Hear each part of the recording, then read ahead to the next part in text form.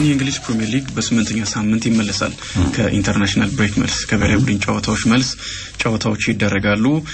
ኖቲንጋም ፎረስት ከቼልሲ ነገ ቅዳሜ 8:30 ጀምሮ በሚደረግ ጨዋታ ነው የሚጀምረው ሊቨርፑል እና ማንቸስተር ዩናይትድ የሚያደርጉት ጨዋታ የዚህ ሳምንት ትልቁ ጨዋታ ነው ማንቸስተር ሲቲ ከኤቨርተን ሌሎችም ጨዋታዎች ይኖራሉ መረጃዎችን እንመለከታለን የእንግሊዝ ፕሪሚየር ሊግ 8ኛ ሳምንት በዚህ ሳምንት ይመለሳል ነገ ቅዳሜ 8:30 ጀምሮ ኖቲንጋም ፎረስት ቼልሲን በሚያስተናግድበት ጨዋታ ነው 8ኛው ሳምንት የሚመለሰው የሊግ ጨዋታዎች ሲቋረጡ ደጋፊዎች ደስ አይላቸው ሊጎች እንዴት እንደተቆጣጠሩን የሚያሳይ ነው ከዚህ አስቀድሞ የብሔራዊ ቡድን ጨዋታዎች በጣም ይወደዱ ነበር በተለይ ዓለም ዋንጫ በርግጥ አሁንም ሲመጣ እንደቀድሞ ባይሆንም ትልቅ ውድድር ስለሆነ ትኩረትን ያገኛል ግን የሊግ ጨዋታዎች ምን ያህል ተወዳጅ እንደሆኑ በርግጥ የምንደግፋቸው ክለቦችም ስላሉ በየሳምንቱ ቢሆኑ ደስ ይላል አይደል ተመልሰዋል ማለት ነው በዚህ ሳምንት ይኖራሉ የቼልሲ ደጋፊዎች 8:30 ጀምሮ ቅዳሜ ዕለት ቡድናቸው ሲጫወት ይመለከታሉ አንጅ ፖስት ኩግሉ የተሰናበቱትን ኑኖስ ኤስፒሪቶ ሳንቶን ተከተው ወደ ኖቲንጋም ፎረስት ካመሩ በኋላ የሲቲ ግራውንድ ጅማሬ እንዳሰቡት አልሆነላቸውም 7 ጨዋታዎችን አድርገው በሰባቱም ጨዋታዎች ማሸነፍ አልቻሉም አምስቱን ጨዋታዎች ከኚህ አውስትራሊያዊ ጋር ኖቲንጋም ፎረስት ተሸንፏል ሁለቱም ባቻ ውጤት አጠናቋል ይሄ ያልታሰበ ጅምር ነው ምንም አይነት ነጥብ አላገኙም ምንም አይነት አሸናፊነትን አላገኙም አምና ከቶተናም ጋር የዩሮፓ ሊግ አሸናፊ ናቸው በርግጥ በሊግ በጣም ደካማ እንደነበረ ይታወቃል ቶተናም አንድ ደረጃ ከወራጅ ቀጠና አንድ ደረጃ ከፍ ብሎ ነው ያጠናቀቀው ግን ደግሞ ብዙ ችግሮች ነበሩበት ከጉዳት ጋር በተያያዘ በተለይ ተከላካይ መስመሩ ግብ ጠባቂውን ጨምሮ ለረጅም ወራት አልነበሩምና እነዚህ ተጫዋቾች ሲመለሱ አሪፍ ሲሆን ቡድናቸው ተመልክተናል ከዚህ አንፃር ወደ ኖቲንጋም ፎረስት ሲያመሩ እንደሆነ ይሆናል ተብሎ አልተጠበቀም ቀድሞ ከነበረው ቢያንስ የተወሰኑ ጨዋታዎችን አሸንፈው እንደሚጀምሩ ሲጠበቅ ነበር ግን በ100 ዓመት የክለቡ ታሪክ ደካማውን አጀማመር ነው አዲስ አንድ አሰልጣኝ በኖቲንጋም ፎረስት ያደረገው ገና ካሁኑ ስለ ስንብትም እየተወራ ይገኛል ሸዋንዳይሽን የመሳሰሉ አሰልጣኞች ከኖቲንጋም ፎረስት ጋር ስማቸው የተያያዘ ነው ቼልሲ ሊቨርፑልን አሸንፎ ካቆመበት ለመቀጠል የሚደረግ ጨዋታ ነው በጣም አሪፍ ጨዋታ ነበር እንደምታስታውሰው ከ15 ቀናት በፊት የተደረገው የቼልሲና የሊቨርፑል ጨዋታ በደንብ በልጦ የተጫወተበት ነው በርግጥ አሰልጣኝ ኢንዞ ማሬስካ ከትልልቅ ቡድኖች ጋር የሚያደርጓቸው ጨዋታዎች ላይ አቅማቸውን በደንብ ነው የሚያሳዩት የክለቦች የዓለም ዋንጫ ላይ ፓሪስ ሰን ጀርማን ቼልሲ ያሸነፈበት መንገድ በጣም ሲያስወድሳቸው ነበር አሁን ሊቨርፑልን አሸንፈዋል ሌሎች ትልልቅ ክለቦች ጋር በጣም ጠንካራ የሆነ ቡድን አሳይተዋል ኮል ፓልመር ለሳምንታት ከሜዳ ሚርቅ በዚህ ጨዋታ ላይም አይኖርም አስፈላጊ ተጫዋች ነው ለቼልሲ የቀድሞ የቼልሲ ተጫዋችና የአካዳሚው ውጤት ካሉም ሃድሰን ኦድዊ የቀድሞ ክለቡ ቼልሲን የሚገጥምበትም ጨዋታ ነው 11 ሰዓት ጀምሮ በርካታ ጨዋታዎች ይደረጋሉ ማንቸስተር ሲቲ ከኤቨርተን ጋር ይጫወታል በሲቲ በኩል ማርሙሽ ወደ ልምምድ ተመልሷል በዚህ ጨዋታ ላይ ይሰለፍ አይሰለፍ እርግጠኛ ሆኖ መረጃዎች የሉም ግን ወደ ልምምድ ተመልሷል ሲቲ በጣም ግሩም አቋም ላይ ይገኛል አምና የመጀመሪያ ሳምንት ምናልባት የመጀመሪያ 10 ሳምንታት ላይ በጣም አሪፍ ነበር ልክ እንደ ካቻምና ሁሉ ዋንጫውን የማሸነፍ ግምት ተሰጥቶት ነው የጀመረው ግን ከዛ በኋላ የማንቸስተር ሲቲ እና የፔፕ ጋርዲዮላ የውድድር አመት ምን መልክ እንደነበረው እናስታውሳለን በጣም ደካማ የውድድር አመት ነው ያሳለፈው ከሲቲ ከክለቡ ደረጃ አንፃር ማለት ነው ይህ የውድድር አመትም ሲጀምር በተወሰነ መልኩ ሊቸገር እንደሚችል ተመልክተናል ግን አሁን በተከታታይ 7 ጨዋታዎች ያለ መሸነፍ ጉዞ አድርጓልና ሲቲ ተመልሷል ወይ ብለን ጥያቄ እንድናነሳ የሚያደርግ ነው 5 ጨዋታዎችን አሸንፎ ሁለቱም ባቻ ውጤት አጠናቋል እየተመለሰ መሆኑን ምልክት ሰጥቷል አዳዲስ ተጫዋቾች አሉ እነዚህ ደግሞ ሲዋሃዱ አሰልጣኙ ፔፕ ነው የማይመለስበት ምክንያት ያለ አይመስለኝም አንዳንዶች ጥያቄ ያነሱ ነው ምናልባት ፔፕ ጋርዲዮላ የእግር ኳስ ያሰልጣኝነት ዘመኑ እያበቃ ይሆን ማይሸነፍ የሚመስል ቡድን ሲገነቡ የነበሩት ሆዜ ሞሪኖ በተለያዩ ቡድኖች የሚሰናበቱ አሰልጣኝ ሆነዋል አሁን ልክ እንደዚህ ሁሉ የትልልቅ አሰልጣኞች የሚወርዱበት ጊዜ አለና የፔፕም ያ ጊዜ መጣው የሚል ጥያቄ ቢነሳ ምን እንደዛ አይመስለኝም አዲስ ቡድን የሚሰራ ይመስለኛል ባጫወት ረገድም አሁን ቀድሞ ከመናቀው የፔፕ ጋርዲዮላ ቡድን ለሃላንድ የሚመች አይነት ቡድን ሆኗል ቀጥተኛ ቡድን ሆኗልና ኤርሊንግ ብራውት ሆላንድም በእግር ኳስ ህይወቱ ምርጥ ከሚባሉ ጅማሬዎች መካከል የሊግ ጅማሬዎች መካከል አንደኛውን አድርጓል በእያንዳንዱ ጨዋታ ጎል እያስቆጠረ ነው የሚገኘው ባለፉት 2 የኢቲሃድ ጨዋታዎች 3 እና ከዛ በላይ ጎል አስቆጥሯል ማንቸስተር ሲቲ ይሄንን ጨዋታ የሚያደርገው በኢቲሃድ ነው ለማንቸስተር ሲቲ የማሸነፍ ግምት ልንሰጥ የምንችልበት ጨዋታ ነው ግን ደግሞ ኤቨርተን ይሄንን የውድድር ዓመት የጀመረበት መንገድ በጣም አሪፍ ነው አዲሱ ስቴዲየምም ቀንቷቸዋል እስካሁን ድረስ በአዲሱ ስቴዲየም አልተሸነፉም በርግጥ ይሄ የሚደረገው ከሜዳ ውጪ ነው ጨዋታው ፓላስን 2-1 አሸንፈው የፓላስን የ19 ጨዋታዎች ያለ መሸነፍ ጉዞ ገተው የሚያደርጉትም ጨዋታ ይሆናልና 11 ሰዓት ማንቸስተር ሲቲ እና ኤቨርተን የሚያደርጉት ጨዋታ ምን ይጠብቀዋለሁ አሪፍ ጨዋታ እንደሚሆን እገምታለሁ ብራይተን ከኒውካስል ዩናይትድ ፓላስ ከቦርማውዝ በርንሌ ከሊድስ ዩናይትድ እና ሰንደርላንድ ከወልቭስ ሌሎች ጨዋታዎች ናቸው 1 ሰዓት ከ30 ምሽት በክራቨን ኮቴጅ ፉልሃም አርሰናልን የሚያስተናግድበት ጨዋታ ይጠብቃል አርሰናል የብሔራዊ ቡድን ጨዋታዎች ከመምጣታቸው አስቀድሞ ሊጉን እየመራ ነው ያቆመው ምናልባት ከ2 ሳምንታት ከ3 ሳምንታት በፊት በሊቨርፑል እና በአርሰናል መካከል ያለው የነጥብ ልዩነት ወደ 6 ሊሰፋ የሚችልበት እድል ነበረ እንደዛ ሲታሰብ ነበረ ቢያንስ ምክንያቱም ሊቨርፑል ያደረጋቸውን ጨዋታዎች በተከታታይ ነጥብ ጥሎ ነው አርሰናል ደግሞ ጠንካራ ጨዋታዎችን አሸንፎ ወደ መሪነት የመጣው በተለይ የመጨረሻው 7ኛ ሳምንት ሊቨርፑል በቼልሲ ተሸንፎ አርሰናል ደግሞ ያሸነፈው ኒውካስል ዩናይትድን ዌስትሃም ዩናይትድን ነው ከዛ አስቀድሞ በኒውካስል ዩናይትድ ነጥብ እንደሚጥል ሲገመት ነበር በሴንት ጄምስ ፓርክ የሚያደርጋቸው ጨዋታዎች ላይ ሲቸገር ስለነበረ ማለት ነውና እነዚህን ተከታታይ ጨዋታዎች አርሰናል አሸንፏል አምና በክራቨን ኮቴጅ አሁን አንደኛ ሆኖ ነው የተጫወተ ያለው ማለት ነው በክራቨን ኮቴጅ ያደረጉት ጨዋታ አንዳቻ ነው የተጠናቀቀው ከሁለቱ ጨዋታዎች አርሰናል 4 ነጥብ ወስዷል በሜዳው ያደረገውን ጨዋታ አሸንፎ በክራቨን ኮቴጅ ላይ ነጥብ ተጋርቷል የለንደን ደርቢ ነው በጣም በርካታ ጨዋታዎችን ነው በለንደን አርሰናል የሚያደርገው አሁንም በተከታታይ በለንደን ያደረጋቸው ያሉ ጨዋታዎች አንድ አካል ሆኖ ነው የቅዳሜው የምሽት 1 ሰዓት ከ30 ጨዋታ የሚደረገው አርሰናል በሁሉም ውድድሮች 4 ጨዋታዎችን በተከታታይ አሸንፏል አሁን ከሊቨርፑል ጨዋታ በኋላ አልተሸነፈም በርግጥ በዚህ ውድድር ዓመት አንድ ጨዋታ ነው የተሸነፈው እሱም ከሊቨርፑል ጋር የተደረገ በግሩም ቅጣት ምት ነው የተሸነፈው በከቆም በኦፕን ፕሌይ ወይም በጨዋታ የተቆጠረበት ጎል አንድ ብቻ ነው ኤርሊንግ ብራውት ሃላንድ ማንቸስተር ሲቲ እና አርሰናል አንዳቻ በተጠናቀቁበት ጨዋታ ነው እንጂ አርሰናል ከቆሙ ኳሶች ነው ጎል የተቆጠረበት 3 ጎሎች ናቸው የተቆጠሩት እንዴት አይነት አስደናቂ መከላከል እንዳለው የሚያሳይ ነው ፉልሃም ከሁለት ተከታታይ ጨዋታዎች ሽንፈት መልስ ይጫወታል በ8 ነጥቦች 14ኛ ደረጃ ላይ ነው የሚገኘው በቪላና በቦርማውዝ 3-1 ተሸንፏል ከ2020 በኋላ አዲስ ታሪክ ሊመዘገብበት ይችላል በጣም መጥፎ የሚባል ታሪክ ለክለቡ አሁንም 3 ጎል የሚቆጠርበት ከሆነ ከ2020 በኋላ በ3 ተከታታይ ጨዋታዎች 3 ጎሎች ይቆጠሩበታል ማለት ነው 2020 ላይ ፉልሃም 3 ጎሎች ሲቆጠሩበት አርሰናል 3-0 በሆነ ውጤት አሸንፎታል ፉልሃምን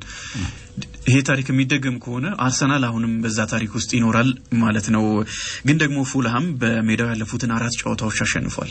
ለአርሰናል ደጋፊዎች ምናልባት መጥፎ ስሜት ሊፈጥር የሚችለው ይሄ ነው ያለፉት አመታት ክራቨን ኮቴጅ ላይ ተቸግሯል አሁንም ደግሞ በክራቨን ኮቴጅ ያሸነፈ የመጣ ቡድን ነው ምንም እንኳን ከሜዳው ውጪ 2 ጨዋታዎችን ተሸንፎ ቢመጣም ፒየሮ ሂንካፒ ከጉዳት ተመልሷል በአትሌቲክ ቢልባኦ ጨዋታ ላይ ሳንማሚስ ላይ የተደረገው ጨዋታ አርሰናል 2-0 ያሸነፈው ጨዋታ ላይ የመጨረሻ ደቂቃዎችን ተሰልፎ መጫወቱ ይታወቃል ተጎድቶ ነበር አሁን ተመልሷል የአርሰናልን የስብስብ ጥልቀቱን ጥራቱን በደንብ የሚያሳይ ተጫዋች ነው በመጨረሻ ቀን አርሰናል የፈረመ ነው ሚኬል አርቴታ ይተጫዋች በባየር ሊቨርኩሰን ያለ የብሽሽት ጉዳት ነበረበትና የቀዶ ሕክምና አድርጎ እንደተመለሰ ተናግሯል የዛ አካል እንደሆነ መገመት ይቻላልና አሁን ግን ከጉዳት ተመልሷል የአርሰናልን የስብስቡን ጥራት ከፍ ማድረግ የሚችል ተጫዋች ነው አሁን አምናካቻምና እንደነበረው ተጫዋቾች ቢጎዱ ማንን እናሰልፋለን የሚል ጥያቄ አርሰናሎች አይኖራቸውም ፉልሃም የኬኒቴቴና ሮድሪጎ ሙኒዝን ግልጋሎት በጉዳት ምክንያት አያገኝም በአርሰናል በኩል ኦዴጋርድ የለም እንደተለመደው ያው ቀጣይ ጨዋታዎችም ስለሚያመልጡት ግን ጉዳቱ በታሰበው ጠንካራ ይሆናል ተብሎ በተገመተው ልክ አይደለምና ምናልባት ከ3 ጨዋታዎች በኋላ ተመልሶ ይመጣል ማለት ነው የማዱዌኬ ወደ ልምድ ይመለሳል ግን ደግሞ ለዚህ ጨዋታ አይደርስም እሁድ 10 ሰዓት ጀምሮ ቶተናም ካስቶን ቪላ ይጫወታል ቶተናምም በአዲሱ አሰልጣኝ ቶማስ ፍራንክ ስር ጥሩ ጅምር ነው ያደረገው አስቶን ቪላም ወደ ማሸነፍ መጥቷል በተከታታይ 4 ጨዋታዎችን ሳያሸንፍ ነበር የጀመረው የአሰልጣኝ ኡናይ ኤምሬ ቡድን እንዴት አይነት መውረድ ነው በሚል አስገርሞን ነበር ግን ደግሞ ወደ ጥንካሬው ተመልሶ ነው በሰሜን ለንደን ጨዋታውን የሚያደርገው የሳምንቱ ትልቁ ጨዋታ 12 ሰዓት ከ30 ጀምሮ በሊቨርፑል እና ማንቸስተር ዩናይትድ መካከል ይደረጋል ሁለቱም ቡድኖች የተለያየ ሰባተኛ ሳምንት ውጤት ይዘው ነው ይሄንን ጨዋታ የሚያደርጉት ሊቨርፑል በቼልሲ ተሸንፏል ግን ደግሞ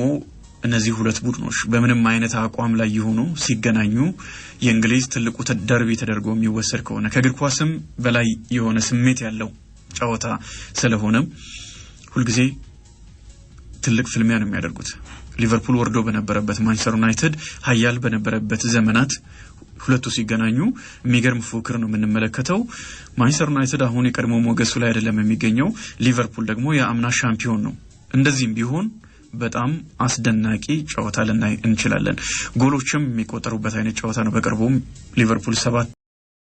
ጎሎችን አስቆጥሮ ማሸነፉንም እናስታውሳለን ማንቸስተር ዩናይትድ አሁን ባለው ተነሳሽነት የግድ የሚያስፈልገው አይነት ጨዋታ ነው ብዬ ነው የማስበው በተከታታይ ጨዋታዎችን በእንግሊዝ ፕሪሚየር ሊግ አላሸነፉም አዲሱ አሰልጣኝ ብዙ ጨዋታዎችን መርተዋል በቂ ጨዋታዎችን በኔ እምነት በቂ ተጫዋቾችን ፈርመዋል ያው እሳቸው በሚፈልጉበት በተለይ ዊንግ ባክ ላይ የሚፈልጓቸው አይነት ተጫዋቾች ባያስፈርሙም ግን የሆነ ነገር ለማሳየት ግን የሚሆን ስብስብ ነው የማንቸስተር ዩናይትድ ስብስብና ማየት አለብን በትልቅ ጨዋታዎች ላይ በተለይ ደግሞ የሚመጣ ውጤት በጣም አሪፍ ስሜትን የሚፈጥር ነው የቡድኑንም ስለልቦና ከፍ የሚያደርግ ነው አንዳንዱ የማንቸስተር ዩናይትድ ችግር ብዙ ችግሮች ቢኖሩበትም ግን ከስነልቦና ጋር የተያያዘም ከጫና ጋር የተያያዘም ስለሚመስል ያንን ጫና ሰብረው ለመውጣት እንደዚህ አይነት ጨዋታዎችን ማሸነፍ ትልቅ ስሜት ይሰጣል እንደምታስታውሰው ማንቸስተር ሲቲን በኤፍኤ ካፕ አሸንፎ ዩናይትድ ዋንጫ ሲወስድ በቡድኑ ውስጥ የተፈጠረው ስሜት በጣም ከፍተኛ ነበር ልክ ያንን አይነት ስሜት ማንቸስተር ዩናይትድ ይፈልጋልና ይሄንን ጨዋታ ማሸነፍ ግድ ሊሆን ይችላል ከተሸነፈ መልሶ ጫና ውስጥ ይገባል አሁን ያለውን ተነሳሽነት የሚመልስ ሊሆን ይችላል ለሊቨርፑል ደግሞ 3 ተከታታይ ጨዋታዎች ያለ መሸነፍ ጉዞ ያደረገ ቡድን ስለሆነ የተሸነፈ ቡድን ስለሆነ ማሸነፍ መመለስ ይኖርበታል አይደል ይሄንን ጨዋታ ተሸንፎ በተለይ ደግሞ አርሰናል ክራቨን ኮቴጅ ላይ ቅዳሜ ነው የሚጫወተው ይሄንን ጨዋታ አርሰናል የሚያሸንፍ ከሆነ ሊቨርፑል ጫና ውስጥ ሆኖ ነው የሚጫወተው የነጥብ ልዩነቱ እየሰፋ ይሄዳል ገና 8ኛ ሳምንት ላይ መሆኑን መዘንጋት የለብንም በዛ ላይ ደግሞ ከሊቨርፑል ይልቅ ቀጣይ ጨዋታዎች የአርሰናል ጨዋታዎች የቀላሎች ናቸው እስከ ቶተናም ጨዋታ ድረስ በተወሰነ መልኩ አርሰናል ቀላሉን ልንችላለን የቶተናም ጨዋታ ከባድ ይሆናል በእርግጠኝነት ግን ደግሞ አርሰናል ካለፉት 7 ጨዋታዎች 4ቱ ከባድ ጨዋታዎች የነበሩ መሆናቸውን መዘንጋት የለብንም ሊቨርፑልም ከባድ ጨዋታዎችን አድርጓል በእርግጥ ስለዚህ ሳምንቱ ትልቁ ጨዋታ 12 ሰዓት ከ30 ጀምሮ በመርሲሳይድ ይደረጋል ማንቸስተር ዩናይትድ ከሊቨርፑል ታላቁ ደርቢ ነው የኤምሬትስ ስቴዲየም ቀጣይ ወር ህዳር 6 የብራዚልና የሴኔጋል የወዳጅነት ጨዋታን ያስተናግዳል የ5 ጊዜ የዓለም ዋንጫ ሻምፒዮኖቹ ህዳር ላይ 2 የወዳጅነት ጨዋታዎችን ያደርጋሉ አንደኛው ከሴኔጋል ጋር የሚደረግ ነው ከዚህ ጨዋታ በኋላ ቱኒዚያን ሊል ላይ ይገጥማሉ በሊል ከተማ ላይ ይገጥማሉ ብራዚልና ሴኔጋል ከዚህ አስቀድሞ 2 ጊዜ ተገናኝተዋል ብራዚል አፍሪካዊቷን ሀገር ማሸነፍ አልቻለችም አንደኛው ሴኔጋል አሸነፋለች አንደኛው ባቻ ውጤት የተጠናቀቀ ነው ብራዚል ካላሸነፈቻቸው ሀገራት ወይም ደግሞ የብራዚል ብሔራዊ ቡድን ካላሸነፋቸው ብሔራዊ ቡድኖች መካከል አንደኛው የሴኔጋል ብሔራዊ ቡድን ነውና አናብስቱ በጣም ጠንካራ ታሪክ ነው ያላቸው ሁለት ጨዋታዎች ናቸው በርግጥ ግን ደግሞ ብራዚል ነው ትልቅ ብሔራዊ ቡድን ነው በዓለም እግር ኳስ ላይ ምርጥ ከሚባሉ ተጫዋቾች ብሔራዊ ቡድኖች መካከል አንደኛው ስለሆነ ማለት ነው 2023 ላይ ለመጨረሻ ጊዜ ሊዝበን ላይ ሲገናኙ 4-2 ነው ሴኔጋል ያሸነፈችው ሳዲዮ ማኔ 2 ጎሎችን ማስቆጠሩ የሚታወስ ነው ብራዚል ኤምሬትስ ላይ 9 ጨዋታዎችን አድርጋለች ብዙ ጨዋታ ካደረገችባቸው ስቴዲየሞች መካከል አንደኛው ኤምሬትስ ስቴዲየም ነው አርሰናል ኃላፊዎችም በጣም ደስተኛ ሆነዋል ደጋፊዎች ገብተው እንዲመለከቱ እየጋበዙ ይገኛሉ ለመጨረሻ ጊዜ 2018 ላይ ብራዚል ኤምሬትስ ላይ ስትጫወት ዩራጓይን 1-0 አሸንፋለች ኔይማር ጎሉን ማስቆጠሩ ይታወሳል ሁለቱም ብሔራዊ ቡድኖች ለዓለም ዋንጫ ያለፉ ብሔራዊ ቡድኖች ጠንካራ ብሔራዊ ቡድኖች ናቸው ሴኔጋል ለሶስተኛ ተከታታይ ጊዜ ነው በዓለም ዋንጫ የምትሳተፈው ብራዚል ደግሞ ሁሉም ውድድሮች ላይ ተሳትፋለች ማርቲኔሊና ማጋላሽ በክለብ ሜዳቸው ይጫወታሉ ማርቲኔሊ በጣም ደስተኛ መሆኑን ተናግሯል የእንግሊዝ እግር ኳስ ማህበር ኤፍኤው ብሔራዊ ቡድኑ በኢንተር ማያሚ ሜዳ ዝግጅት እንዲያደርግ ዴቪድ ቤካም ጋር እየተነጋገረ ነው የሚል መረጃ ስካይ ስፖርት ይዞ ወጥቷል ዴቪድ ቤካም እንግሊዛዊ ነው የኢንተር ማያሚ ባለቤቶች መካከል አንደኛው እንደሆነ ይታወቃል። የ2026 ዓለም ዋንጫን ከሚያስተናግዱ ሀገራት መካከል ደግሞ አሜሪካ አንደኛዋ ነችና እዛ ዝግጅት ለማድረግ ይፈልጋል የእንግሊዝ ብሔራዊ ቡድን ለማያሚ ሞቃታማ አየር በሚል ነው ከቤካምና ወኪሎቹ ጋር ኤፍኤው የተነጋገረ የሚገኘው። እንግሊዝ ለዓለም ዋንጫ ማለፏን አረጋግጣለች። ከአውሮፓ የመጀመሪያው ሀገር ናት። በእርግጥ ቀጣይ ጨዋታዎች ላይ ማለፋቸውን እንደሚያረጋግጡ ብሔራዊ ቡድኖች ይኖራል። አሁን ቀጣይ የሚመጣው ላይ የመጀመሪያው ጨዋታ ላይ እንደ ፈረንሳይ አይነት ብሔራዊ ቡድኖች ማለት ነው። እንግሊዝ ብሔራዊ ቡድን ብቻ ነው ማረጋገጡን አሁን ያረጋገጥኩት። ቼስ ስቴዲየም ደግሞ ኢንተር ማያሚ የሚጫወትበት ሜዳ ነው። አሁን አዲስ ስቴዲየም እያስገነባ ይገኛል። ማያሚ ፍሪደም ፓርክ 2026 ላይ ይመረቃል። ግን ደግሞ ይቅርታ በማያሚ የሚደረገው ልምምድ የእንግሊዝ ብሔራዊ ቡድን ያደርጋል። ኦፕታ የዚህ ውድድር ዓመት የእንግሊዝ ፕሪሚየር ሊግ አሸናፊ ግምት አስቀምጧል። ለአርሰናል ከፍተኛ ግምት ሰጥቷል። 44% አርሰናል ዋንጫውን የማሸነፍ ግምት አለው ብለዋል። ሁለተኛ ግምት ያለው ሊቨርፑል ነው 31%። አሁን በእንግሊዝ ፕሪሚየር ሊግ እንዳሉት ደረጃ ነው ያስቀመጣቸው።